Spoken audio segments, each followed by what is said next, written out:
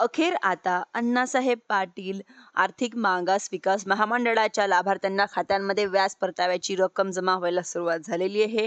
आणि आपण गेल्या आठवड्याभरामध्ये मोठ्या प्रमाणामध्ये या संदर्भातील घडामोडी म्हणजे बघितलेल्याच होत्या. आणि मोठ्या प्रमाणात लाभार्थ्यांच्या माध्यमातून असेल किंवा महामंडळाच्या अध्यक्षांच्या माध्यमातून असेल संदर्भातील नाराजी व्यक्त केली जात होती. राज्य शासनाच्या माध्यमातून एकंदरीत 350 कोटी रुपयाचा निधी हा तरतूद करण्यात आलेला आहे. त्यांच्यापैकी एक की कोटी वितरण झालं आहे आणि आता रिसेंटली या पात्र लाभार्थ्यांना वितरणासाठी 300 कोटी रुपयाचा निधी हा सरकारकडून उपलब्ध करून देण्यात आलेला होता.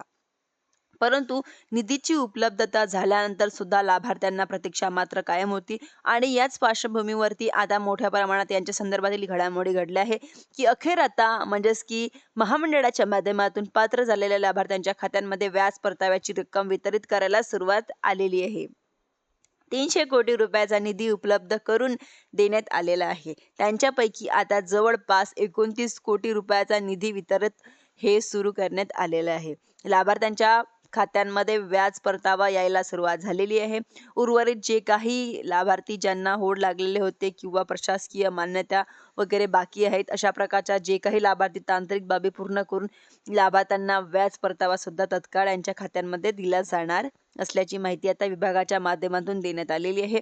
अशाच नवीन नवीन अपडेट्ससाठी व माहितीसाठी तुम्ही माझ्या चॅनलला सबस्क्राईब करायला विसरू नका. धन्यवाद.